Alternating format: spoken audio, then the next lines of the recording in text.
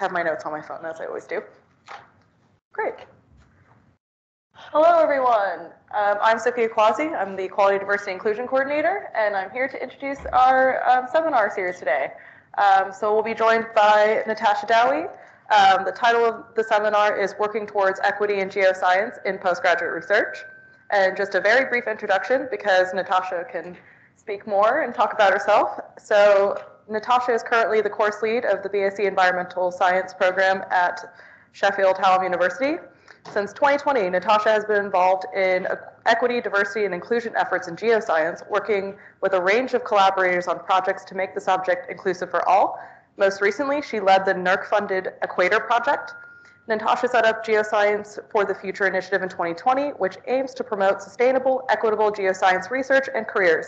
She is the EDI lead trustee for the charity Geology for Global Development and council member for the Geological Society of London. So thank you, Natasha, for being here with us today. I don't think you can see me, but that's fine. Your slides are up, and I'm ready when you are. Oh, okay, cool. Slides are still up. We're ready when you are. Okay, hopefully everyone can hear me okay and see my slides. Thank you so much to you guys for inviting me today and for that intro. Yeah, it's really great to chat to you all about this project. So today I'm here to talk about that Equator Project, which was funded by the Natural Environment Research Council and also sponsored by the British Geological Survey. And the project involved a project team of 7 people, including me. So myself, Sam Giles at Birmingham, Chris Jackson, who many of you will know, Rebecca Williams at Hull, and we had postdoctoral researchers running the project activities, and they were Ben Fernando, who's been at Oxford, Munira Raji, who's now at Plymouth, and Anya Lawrence from University of Birmingham. And as well as that project team, we were supported by a diverse steering committee that included current students, a DTP director, professional bodies for geology, geography, and environmental science, and representatives of grassroots organisations and Anjana, an EDI consultant. So a really broad kind of steering group driving the project. It was 6 months, running from December last year to May this year. And I'll hope to give you a bit of an oversight today as to why we did it and what we did and what we found.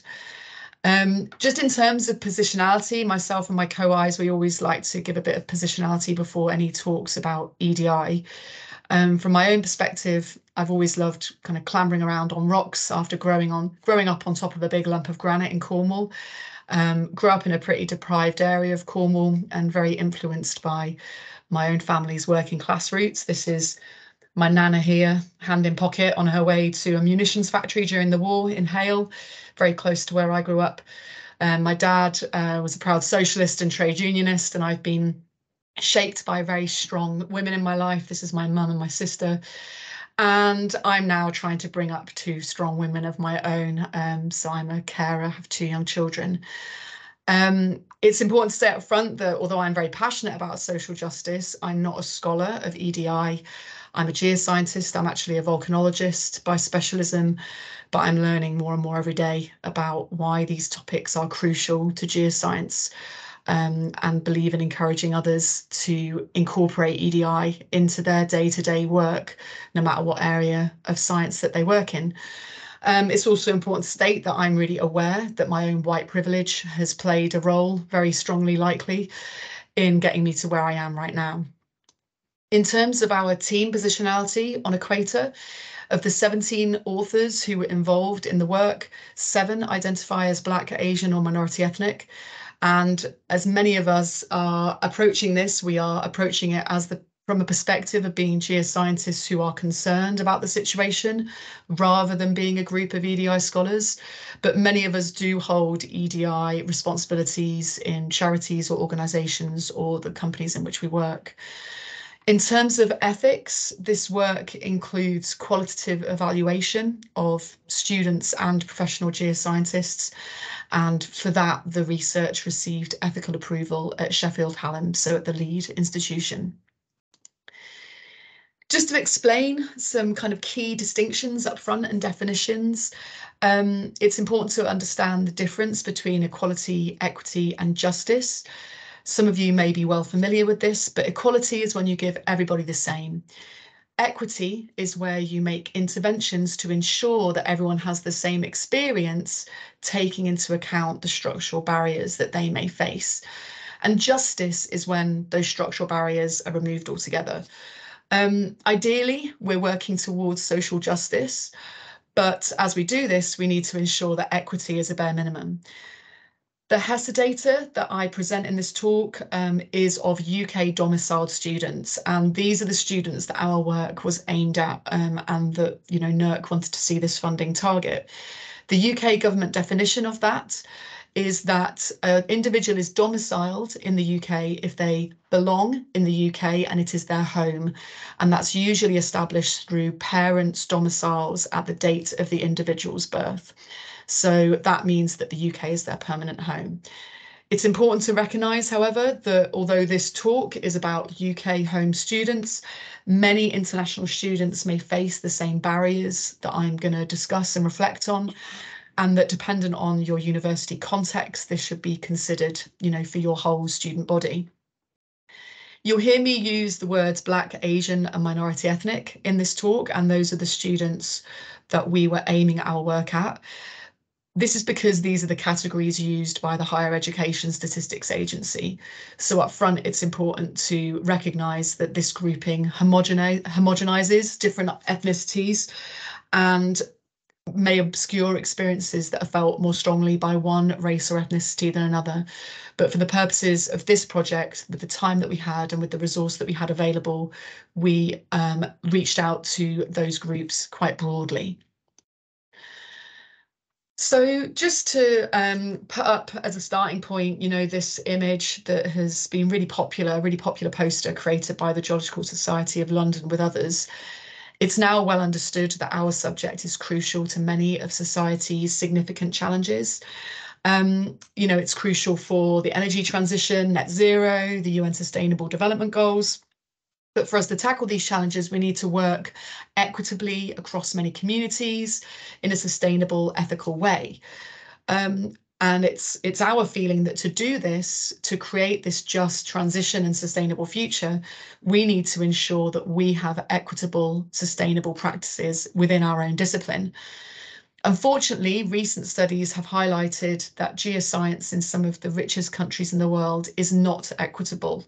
And I would really direct you towards the study by Bernard and Cooperdock and by Kuhali Dutt. In particular, we published last year some work looking at this from a UK perspective, which I've put the QR code to here, which you can go and check out.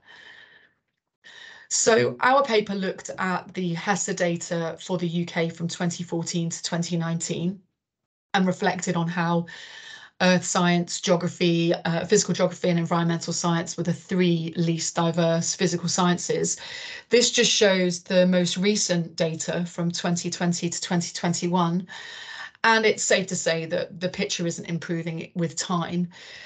This is actually the old census data. It may well be that the new data is now hot off the press, but this figure would likely be increased with the new data. And what you can see is that here we have census data for 18 to 24-year-olds, total student population, total science population. This is undergraduate, UG is undergraduate, PG is postgraduate research, so not taught postgraduate, but postgraduate research. And this is looking at full-time study. And what we can see is that not only at undergraduate level, our representation amongst UK home students is very poor in terms of ethnic diversity, but that it drops off dramatically into postgraduate research. And, that figure is far less than it is for the total science or for the total student population. It's important also to note that although here we're considering ethnicity, that you need to consider intersectionality in all EDI work, and that people's intersecting identities may mean that they've experienced barriers on more than one front, leading to a heightened underrepresentation. And this is seen in the geosciences, in the data. So during the period 2014 to 2019, there were 2 years for both geology and physical geography where no Black women took up full-time postgraduate research. So why are the geosciences so white? Many of these issues are now being reported much more widely and documented more widely. It seems clear that there are a whole host of factors that could be reported to account for this disparity. For a start, there are some really unhelpful stereotypes that have persisted in our subject, even till today, of the subject being the sphere of white, able-bodied men. This is a recent Shutterstock search for geologists. That's, it's very clear that these stereotypes are still present. And when we asked our participants, what barriers were holding them back from entering postgraduate research before the interventions, this issue of representation came up, more than once. Our disciplines have roots that are deeply entwined with imperial expansion. Geology was a tool of colonialism, particularly in terms of mapping and surveying and resource exploration. And this legacy is still felt today. And there is still a legacy of distrust amongst, First Nations communities and, communities from different cultural backgrounds. Accessibility of natural environments, particularly for certain communities, may also play a role. So in an unpublished Geological Society of London survey a few years back, they found that 60% of undergraduate geology students mentioned a lifelong interest in the natural environment. But it's a known fact that those natural environments are less accessible to children from urban areas who are more likely to be from low socioeconomic backgrounds, and that those people are more likely to be people of colour in the UK. So in terms of the UK, over 98% of Black, African, Pakistani and Bangladeshi communities live in urban locations, and those low-income households are more likely to be Pakistani, Bangladeshi, Chinese or Black than they are likely to be white. And DEFRA have recently reported that Black and Asian families are the least likely group to visit rural areas. In terms of perceptions, it's also been suggested that careers perceptions are not as strong for the geosciences as they are for topics with clear and stable career goals like medicine, that may be more important to those who may be second or third generation families into the UK through immigration. And when we questioned the public in a recent perceptions of geology study that I'm working on with Steve Rogers and others from Keele and other institutions, when we asked respondents, what is geology? This is from a group that comprised, these are the responses from just those who hadn't studied geology. The answer is predominantly rocks. And although that isn't necessarily incorrect, for sure, geologists work with rocks, it definitely didn't get across that the broad understanding needed of the various careers that geologists can have. So there are still some perceptions issues that may well be affecting the diversity of the subject coming in.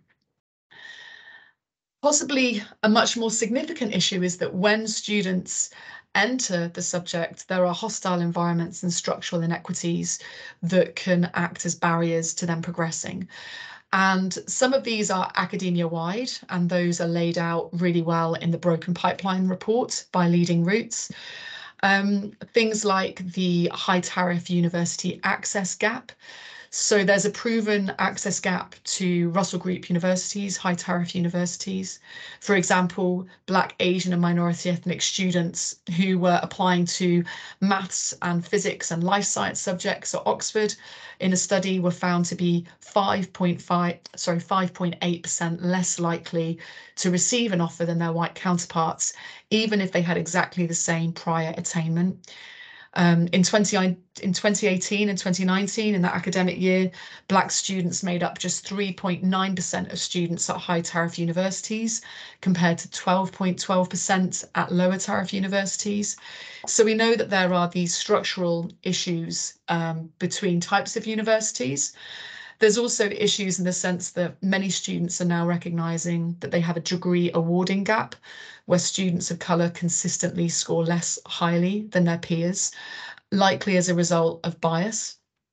And within geoscience specifically, a heightened lack of diversity in this topic can lead to feelings of isolation for the students who are involved in the course. Across the UK, just 10% of professors identify as Black, Asian or minority ethnic, but of the about 2,400 staff working in earth, marine and environmental sciences, only 90, so only 3.9% were Black, Asian, or minority ethnic in the 2018-2019 academic year. So these issues are all heightened for geoscience, this issue of lack of belonging and feeling of isolation. In terms of hostile environments, fieldwork practices have been cited as creating exclusions to some cultures. For example, the strong alcohol culture, the positioning of residential trips over religious festivities such as Ramadan. And there is this issue of colonisation. So in many universities, geoscience teaching has been slow to undertake decolonisation. It may lead to non-white students feeling marginalised and as though their voice and their history isn't heard. In terms of, I've mentioned discriminatory application metrics, and I'll talk about this more in the talk, but it's now, again, widely understood and becoming more and more documented that application metrics into postgraduate research, like PhDs, can be discriminatory to marginalised groups, and that they actually assess access to opportunity more so than true academic potential. So if already you've been less likely to gain a place at a Russell Group University, you've been less exposed to research, perhaps you're more likely to have been from a low socioeconomic background without the money to undertake voluntary work experience placements or voluntary research experience placements, voluntary training. Maybe you just haven't had those opportunities that are actually part of the metrics that make you score highly in terms of PhD application. And this is just a quote from, again, one of our preschool surveys from one of our Equator Research School participants. Being from a working class and minority background and not having funds during undergraduate studies to complete unpaid internships or participate in activities for which I had to pay, I could not fund many extracurricular and other experiences which would help me enhance my CV. So it's trying to get beyond this traditional view of excellence and see that as opportunity, access to opportunity. So what did we do? I guess the first caveat is to explain that we only had 6 months. We had a very limited amount of time and money, and we understood that we couldn't fix some of these really deep-seated and complex issues.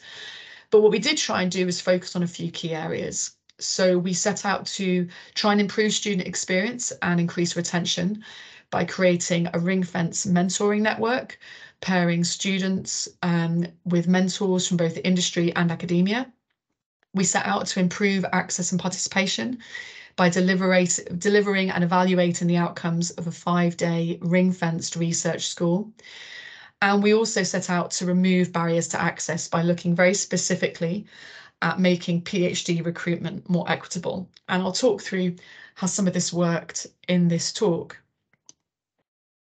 In terms of why Equator was novel, we very much wanted it to be student-led. So as I mentioned earlier, there were 3 PDRAs leading the activities, all of whom had recently graduated from their own PhDs.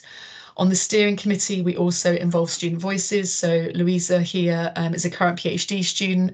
Francisca Rocky is the director of Black Geographers, but is also a current student herself. So we really wanted to ensure that we were being led by real student experiences. It was a very collaborative project. We wanted to reach across aligned disciplines in geography and environmental science, all of whom have shared issues in this area. And also we took an action research view. So even though we were all physical scientists and quite new to this, we wanted to incorporate some social science techniques. And in terms of how we planned out our objectives, we first of all looked at what we wanted to achieve long term, and then worked our way backwards in terms of what we needed to change, what behaviours we needed to change in terms of making that overall big picture change necessary happen. So, for example, we wanted to increase the amount of students from ethnic minoritized backgrounds entering postgraduate research. One of the changes we identified that was needed was to improve sense of belonging for those students currently within undergraduate geoscience. So what I'm going to do in this talk is work through the 3 interventions that we made and explain a little bit, give you a little flavour of how they worked and what each one achieved. I've popped some QR codes at the top throughout the talk that link to some of the various outputs that relate to each of those work streams. For our working group, we worked with centres of doctoral training, CDTs, and doctoral training partnerships, DTPs.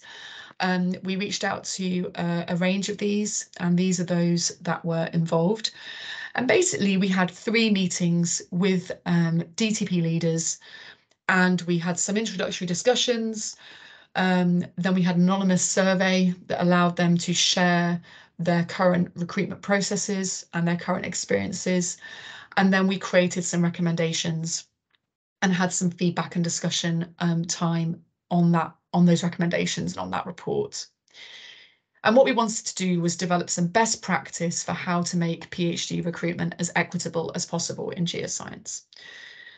And just to summarise kind of what came from that working group, what we found was that where contextual data was used at admissions, so where people reached out and gathered personal data from their applicants, there was no common set of principles for ensuring how that was used, even though all of these doctoral training organisations were funded by NERC. And there was a real interest expressed in sharing how to use this data, sharing these frameworks across doctoral programmes, facilitated by NERC, ideally. In terms of advertising, there was no obvious issues with how DTOs were advertising their projects, but there was a real barrier in terms of just attracting applicants. All the DTPs mentioned that they were struggling to attract diverse applicants. And it seemed that this is a complex systemic issue that is likely related to quite a lot of the themes that I've already discussed. And there was a question remaining around the amount of support required to implement the NERC best practice principles. So the Natural Environment Research Council has put out some EDI principles for ensuring equity, but it was difficult for the DTOs to envisage exactly how much support they would need in implementing those and exactly what measurable outcomes were needed. So we advised NERC that some more support was potentially needed there. In terms of the recommendations that we came up with, we grouped these as short-term actions, mid-term actions, and longer-term actions. And this work has been written up and has been submitted to Nature Geoscience by Ben. Ben Fernando is leading the authorship on that paper.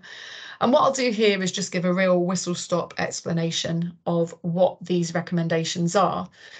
So we group them into student-facing and procedural and evaluation.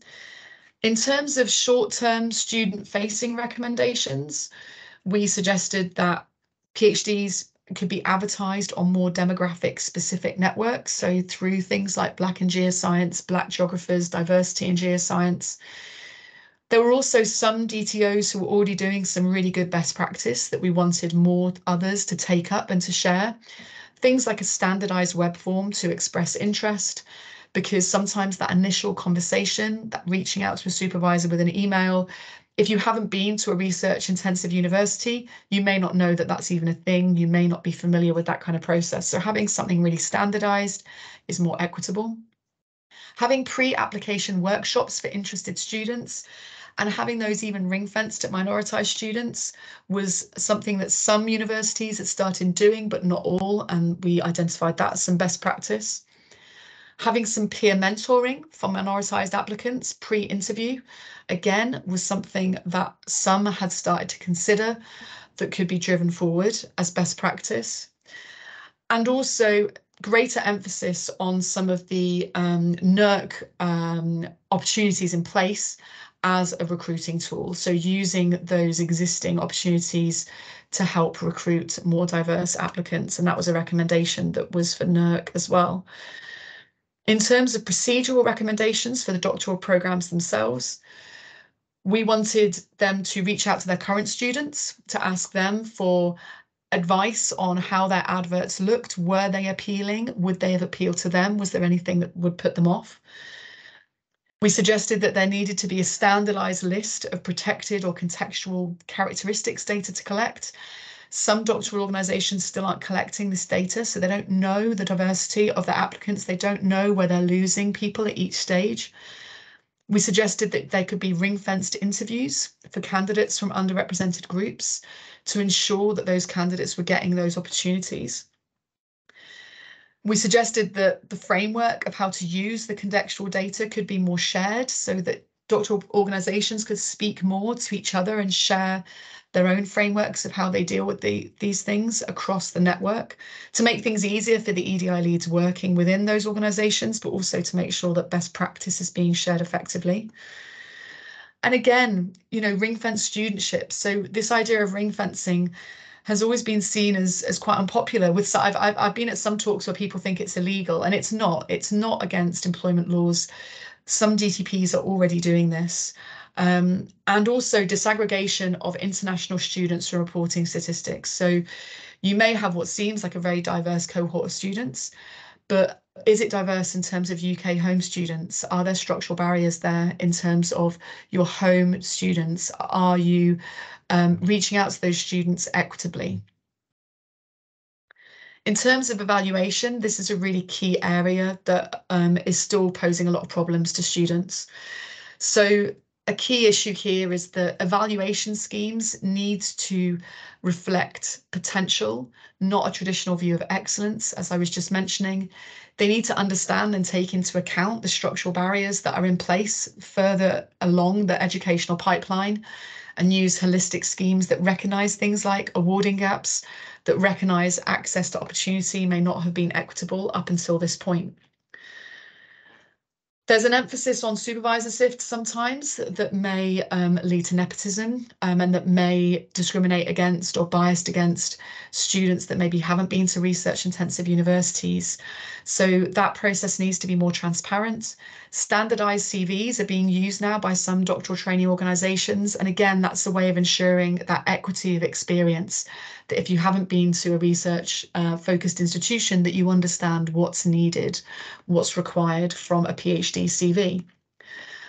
And there was even the suggestion that offers could be made conditional on the student or the candidate undertaking some bridging training, if that would help.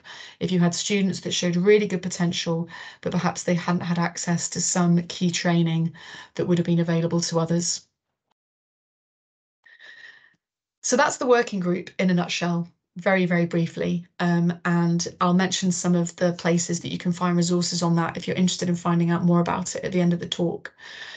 In terms of the mentoring network, what we set out to do was to facilitate networking, to increase the sense of belonging and inclusion, and also to build a body of more experienced mentors as well to support future students. So it had two strands of supporting the students, but also building that body of mentors. In terms of how we did it, it was a 4-month scheme. It was ring-fenced for 10 mentees. It was discipline specific, so we were looking specifically for those involved in geography, earth and environmental sciences.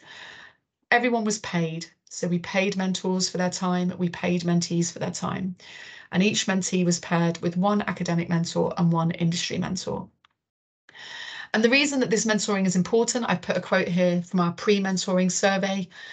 I feel like while I may have a queer people of colour support network outside of my degree, I don't feel like there are people in my faculty that understand the struggles that come with having an intersectional identity, especially in a field where people of colour or queer people aren't typically welcome or accepted. So this is just to emphasise this point that this sense of belonging issue is common. The lack of sense of belonging, the feeling of isolation, the feeling of exclusion.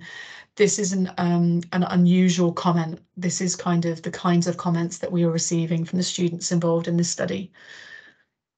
So how did it go? Well, obviously, we were working with small numbers of students. And to those of you who are used to working with big data sets, you may think, well, hey, this isn't important, right? It's only 8 people. But for this kind of work, it's important to listen to these voices. It's important to recognise that this anecdotal experience or these qualitative experiences, even if it is from a relatively small number of people, we still need to pay attention to that because our numbers are so low in terms of diversity in our subjects. So what we found is that after taking part in the mentoring, students there was a large amount of the people who were involved who agreed that they felt more likely to pursue a career in geoscience research, that they felt more confident at the thought of forging forward with their studies. that they felt they had a stronger sense of belonging within their studies, and that they had a stronger network that helped them connect into their career. So it was overwhelmingly very positive. And just some of the comments that we had back following the mentoring, I learned that there are people like me who have been on the same journey as me, and it was just so reassuring to know that they're willing to help. Feeling part of a community of motivated and similarly interested people, of making a difference and being able to help someone like myself, but back in an earlier time when I would have loved such support. So that was a comment from a mentor who found it really important to be involved. Gaining a fantastic relationship with their mentor, providing great motivation, guidance and support. Very grateful for the opportunity. Feels that she understands a lot that not many people in my current environment do. So even though it targeted a small group of people, the responses were really, really positive and made us really keen to recommend that others take on mentoring in their own, and develop these ring-fence mentoring networks in their own context if they're able to. So finally, the research school. The research school, we wanted to create a sense of belonging. We wanted to create that sense of community in the same way that we had done with the mentoring. But here we wanted to provide opportunity. We wanted to provide opportunity to access training, to improve awareness and careers perceptions, to improve confidence that perhaps may not have been an opportunity before. It was a 5-day residential school. Every person who attended was given a £250 bursary for attending, to recognise the fact that they may be missing out on paid work, because many of these students have part-time jobs or full-time jobs in some cases. We were paying for expenses as well. We spent a lot of time making sure that the conference was fully accessible and inclusive. And we had 2 streams, one for undergraduate students and taught master's students, and one for postgraduate research students, because we felt it was really important to actually make sure that the PhD students who were in this subject also felt that they saw a future career. So it wasn't just about getting more students into postgraduate research, it was also about supporting the current PhD students and making sure that they saw a future moving forward into senior leadership roles in research. So in terms of how this went, it was a really amazing 5 days. This is the group of students who joined us. So 20 undergraduate or postgraduate taught students and 10 PhD students. And they all came together for a variety of different sessions. We gave training sessions in conference presentations. We had sessions that were more focused on networking and led by those who've got really lived experiences of these issues in geosciences. We kind of tried to demystify PhDs, what PhDs are. Many of the students who came to the sessions didn't even really understand what a PhD was at the start of the week. We talked about CVs, how to apply, where to get funding. We had networking events. We had kind of hands-on science communication, practicals. And then at the end, we had a conference day where everyone who came had chance to practice giving a research talk. And the amazing sense of belonging was really apparent on the during the week. On their own, kind of off their own back, the students formed a group outside of the activities, and in the evenings took themselves off to Edale and went on walks together. And in terms of how it went, the outcomes were incredibly positive. So this is a kind of before and after snapshot, just from the undergraduate stream of, are you planning to apply for postgraduate research? And at the start of the, before the school happened, 14% were saying no, 64% were unsure, only 22% were saying yes. By the end of the school, that no was only 5%, 56% were now, pretty confident that they wanted to apply to postgraduate research. And this comment that I've picked out of the many kind of comments that we had back, I think really sums up a lot of the feeling that we got from the students who were involved. Before this research school, I didn't have any confidence that I can have a career in Gs or do a PhD, mainly because I'm from a minority group and never in my university career met someone doing a PhD or research who was just like me. this research school gave me so much confidence that I am worth it and that I can have a career in G's research. So part of the research school was time for the students to actually hear from mentors who had recently done a PhD or who were doing a PhD, who were also students from ethnic minoritized backgrounds. So very powerful experience. And in terms of the kind of meeting our objectives, you know, really overwhelmingly positive about enjoying the research school, the fact that it was useful, the fact that they now have a more positive opinion of careers, more positive of moving forward with a career. And actually, I looked into this. There was one answer that gave strongly disagree for all, but all of the other answers to their questions were really, really positive. So I actually think that this was a mistake when they ticked the wrong box. But yeah, overwhelmingly a really positive experience for the participants who attended.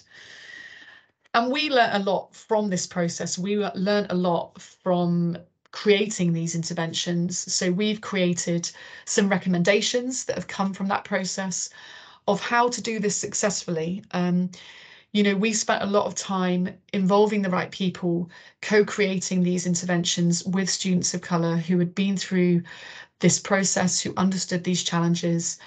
We took time to make sure that we were creating a safe space for the students. There were some sessions so there were a few of us involved who are white. There were some sessions that we just completely took ourselves away from to make sure that there were spaces that were completely for ethnic minoritized people to reflect, to be together, to share their thoughts. We were also really open to feedback, so we encouraged feedback kind of before, during, and after these interventions and made sure that we responded to that. And we really felt strongly that the fact that we paid for the students to be there, the fact that we made it discipline specific, so they really felt like they were creating a network that would benefit them in the future, and that we ring-fenced, really made these powerful experiences. And this was shown in some of the other data. So this is just a snapshot of some of the outcomes of the school, and I've put a QR code to the full report. But the fact that it was discipline specific was so important to people. And I think often working in universities, there's widening participation stuff going on. You know, there's groups within universities whose job it is to do widening participation. But the value of that being discipline specific is important to these students, because immediately then they're seeing people like them within their field. It becomes far more relevant and far more useful to them in terms of their career progression. So having these activities hosted by departments is really important to consider. Obviously, the fact that it was ring-fenced and fully funded was also really important to make it as accessible as possible and to make sure that it really targeted the students that we wanted to target. In terms of a key learning from my perspective of leading the project, it was the fact that this was so small in reach. You know, it was a 6-month project that could have been much bigger in reach with more funding and more time.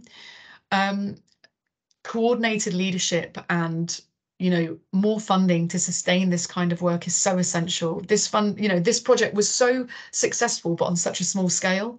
And so many of the people who were at the school came up to us and said, oh, when is this running again? Is this running next year? I'd love to present next year and help other students who may be feeling the same way as me. So it's really important to us as we're disseminating this work, just to try and encourage others to do the same, to do more of this.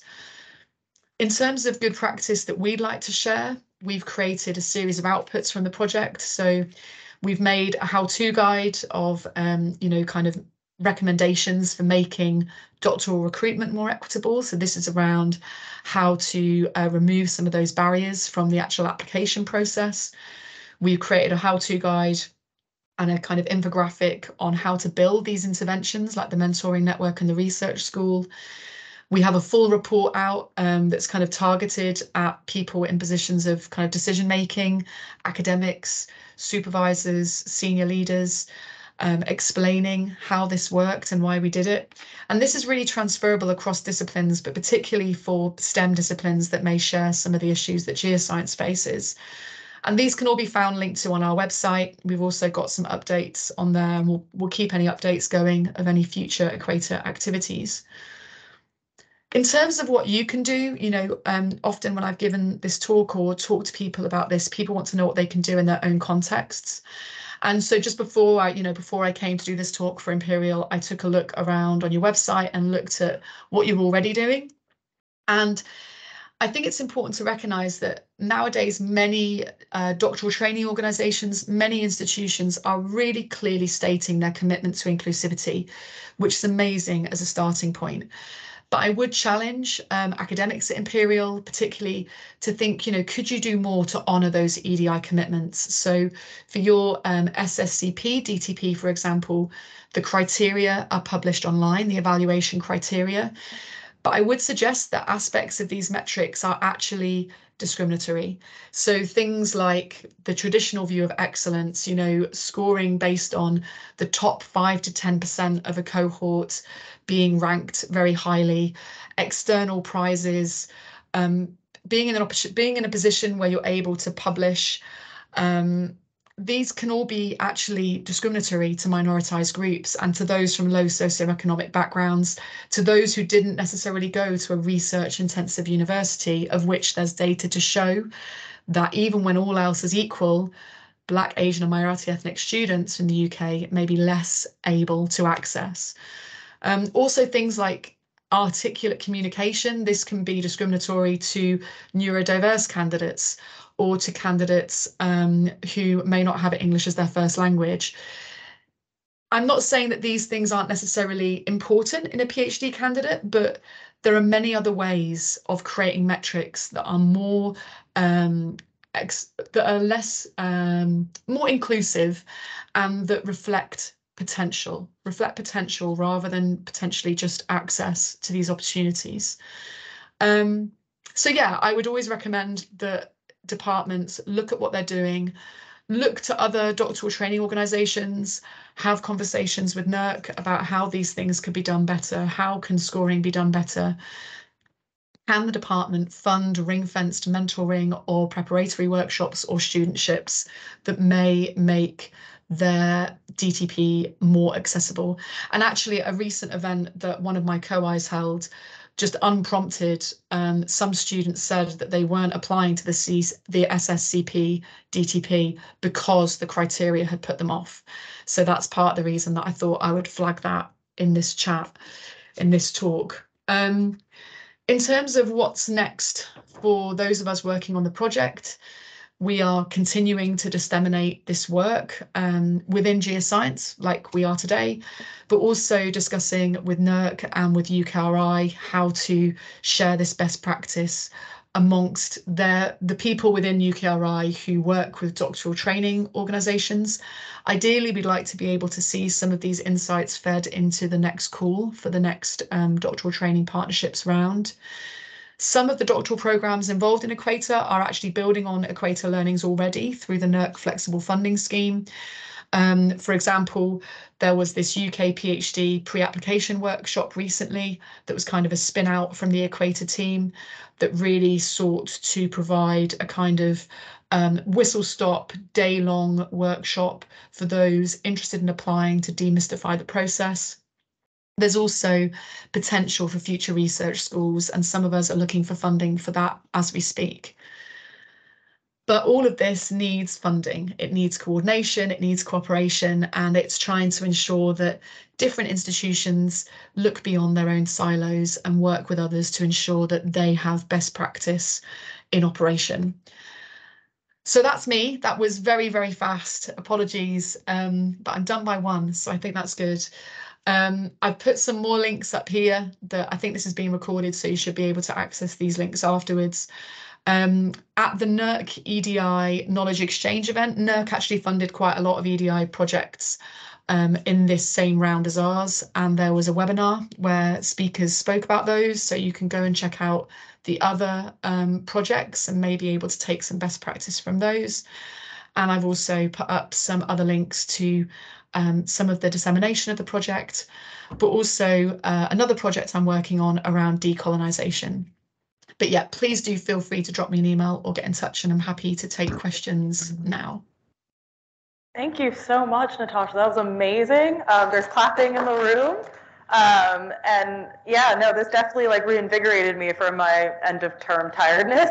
I feel more energized now. So I'm going to see if anyone has any questions in the chat or in the room. Yes, Cedric, I'll give you a microphone. Yeah. Yep. Hey, thanks, Natasha. That was a great talk. So I understand why you focused on the PhD and the postgraduate. That makes total sense with NERC funding and everything. But if we have a problem recruiting at PhD, part of it is also because we don't have a large pool of applicants coming from the undergrad. So do you have any advice or ideas on how we can apply what you've learned with your project to undergrad recruitments? What's applicable? What's different? You know, what's the next future for this? Yeah, thank you for that. That's a really important question. And actually, so it's probably worth giving a little bit of context in that when we first applied for this, I actually had a thread on Twitter about it, about how this all stemmed from an epic rejection. We actually put in for a £800,000 grant from the Office for Students that was kind of a across the whole pipeline view. And we wanted to do work with undergraduates, with secondary school children, and that didn't get funded. That was like a year's worth of work putting together a proposal, did not get funded. So then we focused just on one element for the NERC project because we had such a small amount of time. But there are other people who are working at other parts of the educational pipeline. So if you were to go onto that NERC Diversity and Inclusion Knowledge Exchange webinar, some of those people have spoken about their work in that. But to be honest, and actually I spoke to one of them just recently, he's called Julius Baker, he's at the University of Portsmouth. And to be honest, when we speak to each other about the projects, the themes are incredibly similar.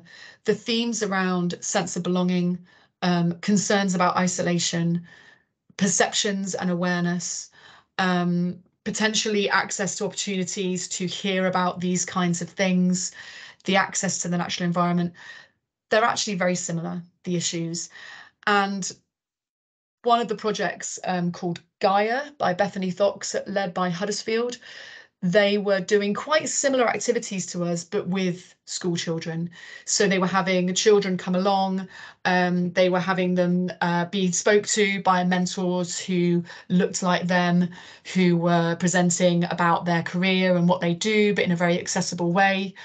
So my gut instinct is that the issues are very similar. Some of the solutions around sense of belonging and awareness and breaking down those barriers are probably quite similar. The main difference is in terms of, I think, ethics, and it's perhaps even more important for the younger students that you have the right people involved. So I made a point on our recommendations as I whistle-stopped through them that we worked really hard to try and make sure the right people were engaged with this project. And it's even more important with young people that the people that they see are going to be really giving them a true and broad reflection of what that experience and that discipline will be. And again, the challenges are the same: funding, time, connections. But for sure, this work needs to happen at every level of the pipeline. So yeah, I'm really glad that you mentioned that. Hello, thank you so much. I just want to mention, okay, feedback. I just want to mention that we did get funding this year for a project specifically targeted at incoming winding participation students and the transition into year 2. Katarina was very involved in that as well. We unfortunately only had 2 out of 6 eligible students come, but they did have a good time, and the sense of belonging, that we could see it in the feedback that it improved. So for context, Natasha, we did a pre-sessional week. So 2 weeks before term started, we funded accommodation, and it was for the whole faculty of engineering. And we did a lot of programs and sessions and things to help their sense of belonging on campus and get them comfortable with it before it was just overwhelming with loads of students, and you know how that first week of university is. Yeah. So that was the phase 1 of that project, which will lead out to mentorship, and then hopefully some funded research opportunities in the summer. So I'm gonna keep an eye on the chat as well, because I should do that. Yeah, that sounds, I mean, that sounds really good. And I think, you know, we have this, sometimes as scientists, we have this obsession with quantity, you know, and numbers. And I think it's really important that we see these experiences as a very qualitative experience, and that even if you're only impacting a handful of students, it's better than doing nothing and impacting nobody. So it's hard sometimes when the numbers can be low, but I think I would hope that the more these kinds of things run and the more awareness there is of them, and maybe really analysing, recruitment's always an issue to these kinds of projects, but maybe really working with the widening participation teams at the universities to make sure that the right places are being targeted, the right schools are being targeted, would probably be helpful. Yeah. I don't see any questions in the chat, and Katarina has a question, so I'll hand it over to her.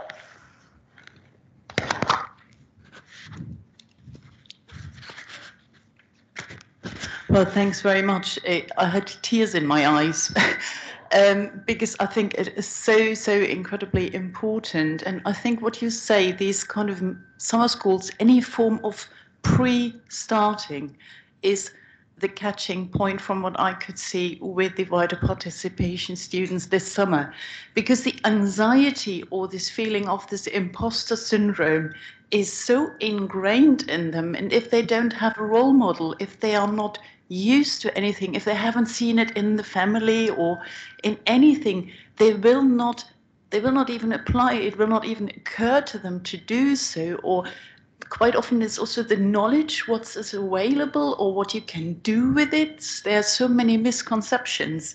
So if we could get funding in for summer schools, to get them targeted, to get a little taster, this already helps so much with any kind of getting the feelings out, getting things out. That would be great. Unfortunately, we need our academics to be involved with that, and they all are so incredibly busy. So it's kind of this you have to invest time and money if you want something out, but unfortunately the time is something which is incredibly rare. They just don't have that, and this is a bit of a shame. But you cannot have someone else kind of do it. It needs to come from, as you rightly say, it needs to be the right people, and they need to see in the beginning what they will see later on. But yeah, it's absolutely great work. Thank you. And I think one thing about the right people comment is that there will be students, postgraduate students, master's students who could be the right people if they're paid, and if they're supported to run these kinds of events. But it has to be that they are paid and well paid, because you don't want to fall into a trap of students having to have a cultural time tax. But in the research school, it was their perspectives that were most valued by the students who attended, the perspectives of the PhD students, the recent graduates who could really speak to the kinds of emotions and feelings that these students were having. But for sure, this sense of isolation came up on almost all of our pre-surveys. The feeling that their status, even if nothing else alone, that their status as a minority person would impact their journey through this career. And when white people say that they don't have white privilege, it makes me really angry, because white privilege isn't something that you see every day. It's something that you don't see. It's that feeling of isolation. I've never felt isolated in my department just because of the color of my skin, and that is a privilege. And I think that we need to break down this idea that these issues don't exist, or that they're not believed. I think the very first stepping point needs to be that we believe these experiences, and that we believe that they are important in influencing the equity of our institutions. Can I just ask maybe a follow-up idea from what Katarina said? So I agree that finding the time is always an issue, but it's important. And what you've done, Natasha, essentially with your program is you've pooled multiple universities together, and maybe that's the way forward. Given that we're talking about a relatively small population that we want to address, it might be better to work together rather than each institution trying to do independent programs. I very much agree with that. I very, very much agree with that. And I think particularly on a regional scale, you know, like if a number of London-based institutions were to get together, because I think in the past, the discipline-specific thing wasn't seen as being as important, but I think now there is a widening understanding that we need to be more discipline-specific. But for that to work, we then need to not be institutional-specific, because as you say, the numbers are then so small. But I think potentially teaming up and collaborating, sharing more best practices, the way to go with this. And if our project had, you know, our recruitment was actually really strong. We actually had to turn some people away in the end, but it was a national project. And I think there has to be that understanding going in that if you want to keep everything within the institution, the numbers will be small, but the impact could still be significant. Thanks, Natasha, for this talk. It was really interesting. I do have a question. We spoke about time, and I agree it's a problem, but you mentioned many times in your presentation about funding, and funding is a key, I think, issue. It was clear from your presentations at the Equator Project, it was a one-off funded project, right? I know that the summer school at Imperial from the Faculty of Engineering, it was a one-off funded project as well. There are plans to continue, and you do have plans to continue. Are you aware, my question is, are you aware of any funding opportunity from NERC or from anyone else in the near future? Yeah, so that's a really important question. So what is clear is that more funding is seeming to be coming out for EDI projects. So as I mentioned, that NERC flexible funding, that was offered for DTPs this year. So DTPs could request some extra funding for EDI activities. More institutional funding seems to also be being released. So one of our collaborators has applied for institutional funding, so just from their university, but actually it can be for a nationwide project to do with EDI.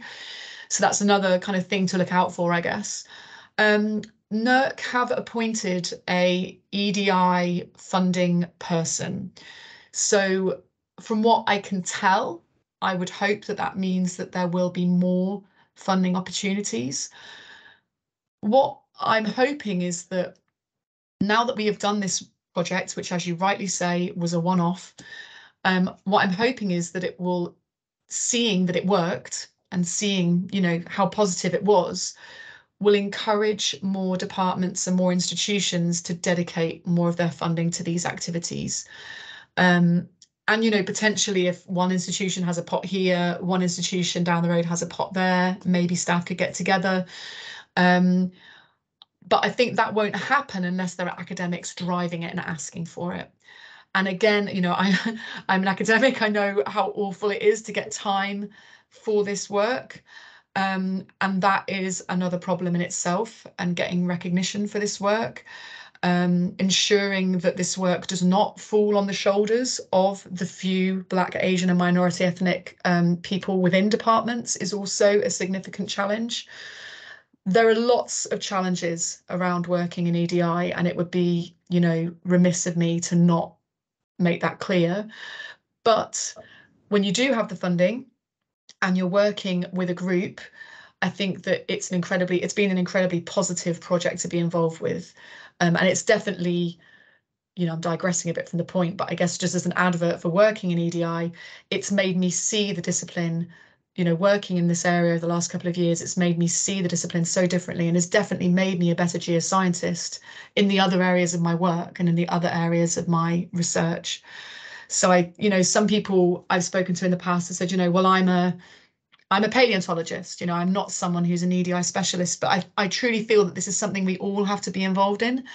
And the more of us who are kind of banging on the doors of our department heads saying, we all need to have work plan time for this, we all need to be doing EDI, we all need to be doing outreach in widening participation areas, this needs to be on our work plans, and if there's no time,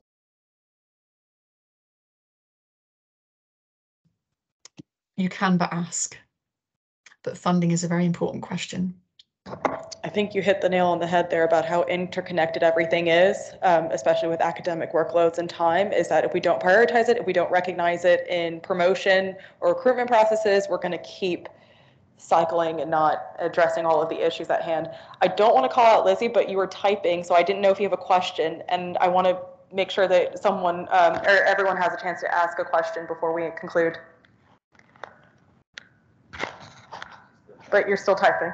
But you're welcome to like use your microphone and come on if that's easier. That's what I was alluding. Oh, okay, that's fair enough. No question, already answered.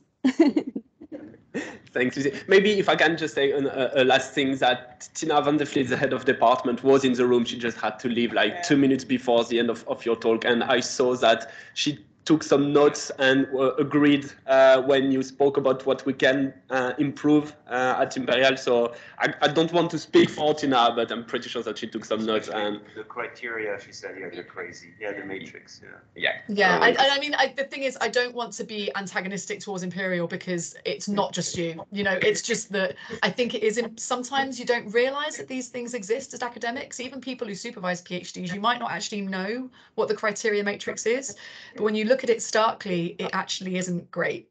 So, but many others have the same issue. All right, I think we're out of time now. That was amazing. I'm definitely going to reach out and ask you more questions. I'm curious to know if you're going to map the progress of this cohort of mentees, and that will be so cool to see. Thank you so much. Thank you so much for everyone who came here. Have a great break. Thank you for having me, guys. Merry Christmas. Take care. You too. That was, yeah, it's very cool. I